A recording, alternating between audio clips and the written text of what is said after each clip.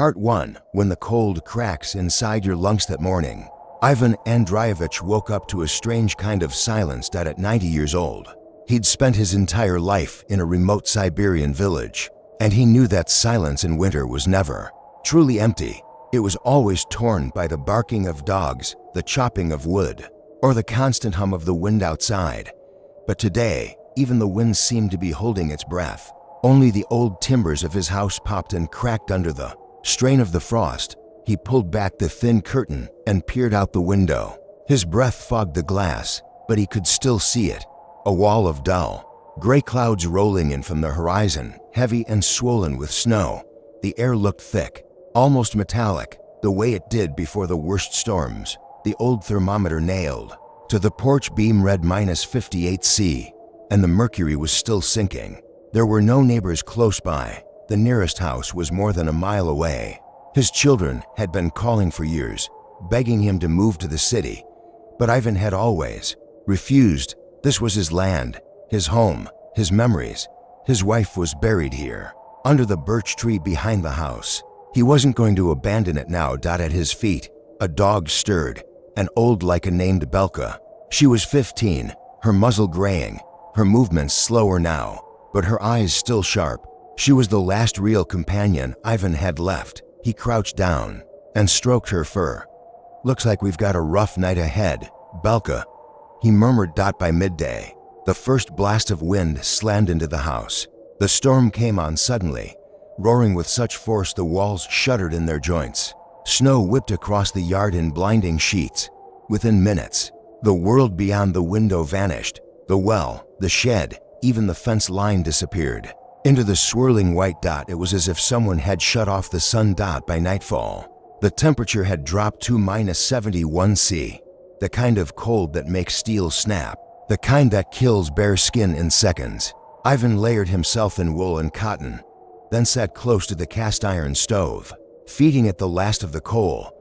He still had firewood, but it was stacked in the shed outside, already buried under SNOWDRIFTS. And that was the problem. If the stove went out before morning, there would be no second chance.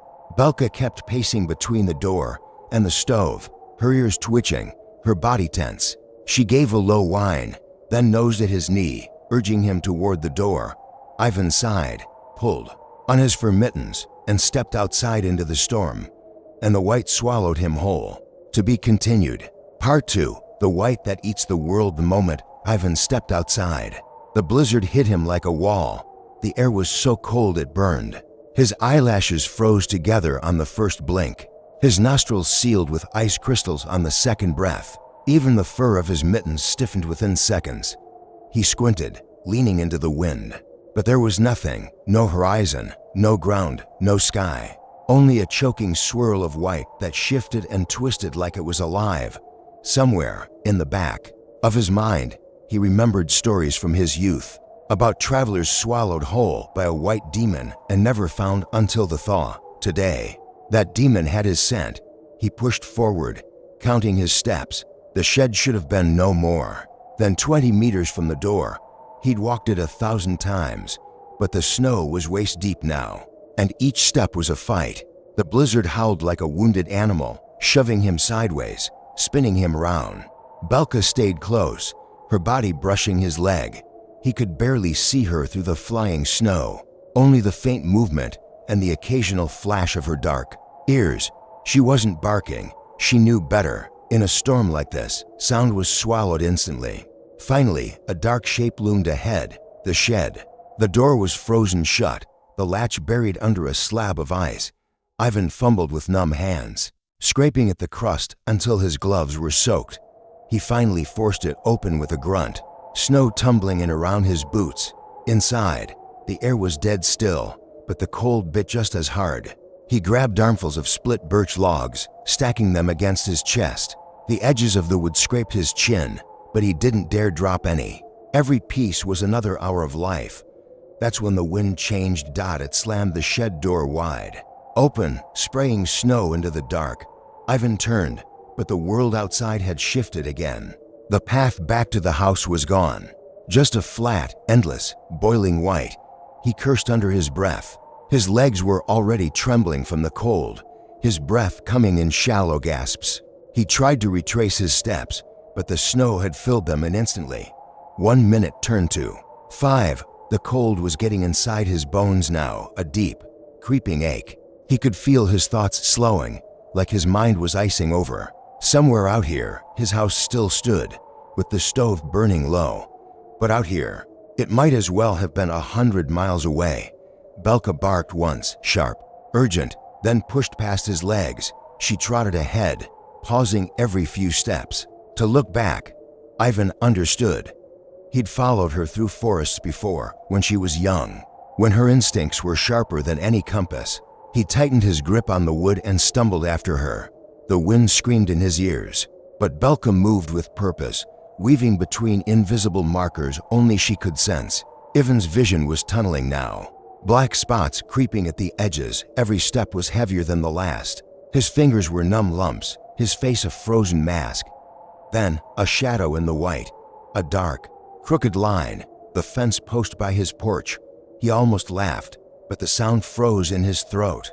Belka bounded ahead, clawing at the snow near the door. Ivan stumbled onto the porch, his knees giving out. The woodpile tumbled from his arms, but he didn't care. They were home, inside. He collapsed near the stove, shoving logs into the fire with shaking hands. The heat hit his face like a wave, painful but alive. Belka curled beside him, steam rising from her coat as the frost melted. Outside, the storm still howled, but it no longer mattered. He'd made it back. For now. Part 3. When the night Wansiganath house groaned under the weight of the wind.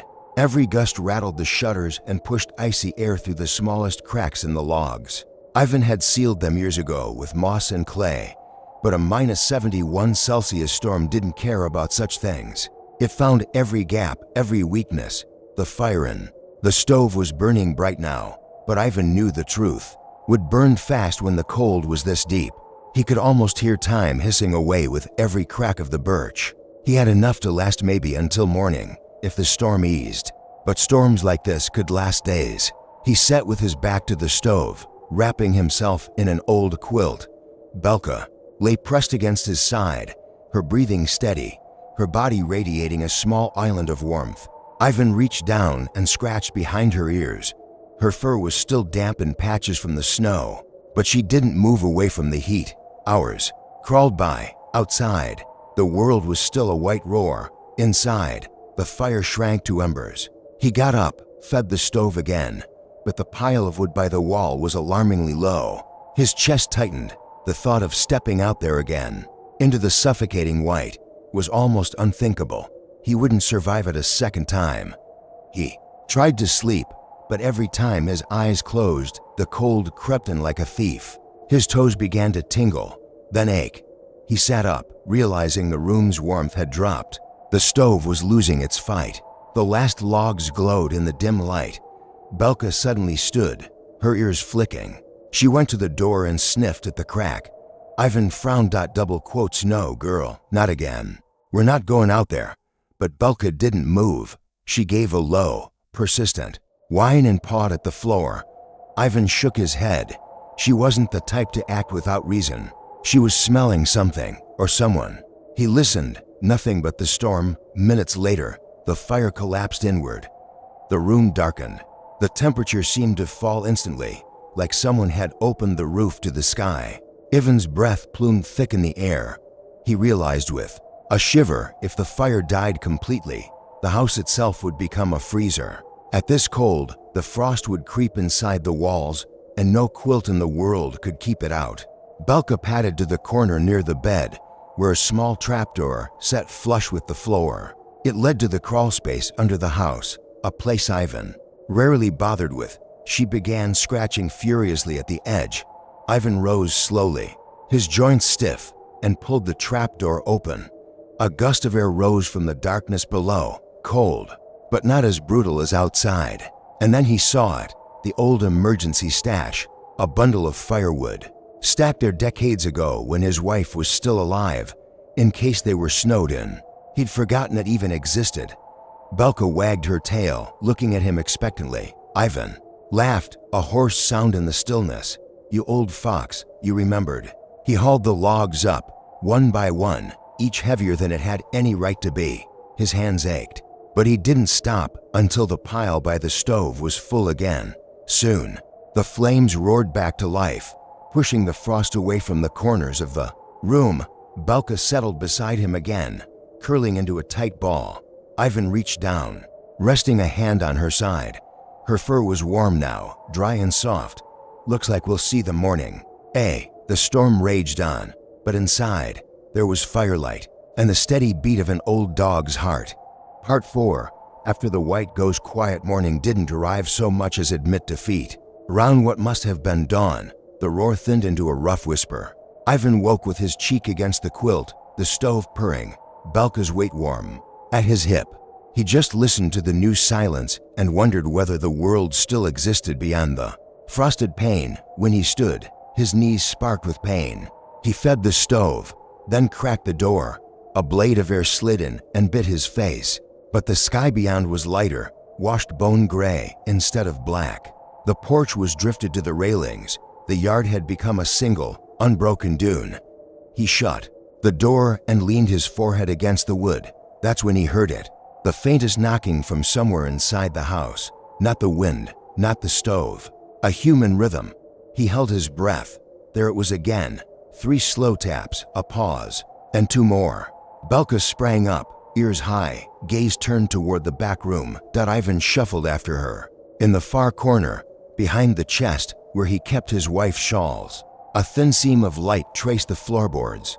He crouched and felt a draft. The storm had pressed snow against the outer wall. Somewhere the wood had bowed. The tapping came again, from the other side of that wall, weak and patient, like a person too tired to shout. "Is someone there?" He called, the old soldier in him waking. A muffled voice answered, a boy's voice, broken by shivers. "Mister, I can't feel my hands." The world narrowed to a pinpoint. The route to the back door was buried. The outer latch would be frozen. There was no time to dig. Belka began to paw the baseboard where the draft breathed. Ivan grabbed the hatchet from its peg. He hesitated only once, thinking of his wife's clean walls, then brought the blade down. The board split, then another. Snow hissed into the room. He hacked a man-wide gap and shoveled with his arms until the drift gave way to a hollow, where the boy crouched, blue-lipped, eyes wide as coins. His fur cap was rimed white. His clothes were crusted stiff. "Come," Ivan said, hauling him through. Belka backed up, making space, pressing her warm body against the boy's legs as if to stake him to the world. They slammed the quilted curtains across the breach and dragged the chest in front as a windbreak. Then Ivan sat the boy by the stove and shoved into logs at once. The boy's story came in pieces. Between cups of hot water and the sting of returning blood, a snowmobile from the village, a stalled engine, a walk that became a crawl, a porch that looked like a dune, knocking until he had to count the taps to remember he was still there. He had aimed for the front door, then lost the angle and slid along the wall like a blind swimmer. Another hour and he would have lain down and become an ice statue against the siding. Ivan listened without interruption. He looked at Belka. She lay with her head on the boy's knee, her tail thumping, as if this had been the plan all along. Save the old man, then save the child. Twice was not the full number of her debts after all. He scratched her neck and felt his throat tighten until it was hard to swallow. By noon the wind fell to a tired breath. The sky turned the color of tin. Together they tunneled the door open and made a trench toward the shed. The world's edges were back, crooked fences, a bent birch, the stale shape of the well. The cold still had the weight of iron, but it no longer hunted. Neighbors arrived by late afternoon. The boy's mother clutched him so fiercely he laughed and winced at once. They thanked Ivan 100 times. He said the dog was the one who heard the tapping and the draft that carried it, as if hearing were a simple trick and not a small miracle. When the sun finally bled out behind the ridge, he stood on the porch with Belka and watched the first star drill through the crusted sky. He thought of his wife, of winters when he was 20, and thought he understood cold, of the way a life is measured by small choices made in large weather. He breathed until the air hurt his chest. Inside, he set a piece of bread on a plate and A slice of warmed fat for Belka, she ate, then looked up at him the way dogs do when they are checking your soul for cracks. He smiled, slow and uneven. "You kept me," he said, "and you kept the boy. Seems like we both get to see another thaw." That night, the house creaked like a ship easing in a gentler sea. The stove ticked, the tea steamed, and Belka slept against the door as if it were her job to stand watch over the weak places in the world. Outside, the blizzard lay down and turned to sculpture. In the morning, the sky would be a hard, honest blue. Tracks would write the story across the yard, man, dog, boy, and the village would read it in boot prints and laughter. But for now, it was enough to sit in the warm and hear nothing at all. The white had eaten the world and then returned it. Some losses stayed. Warmth stayed too.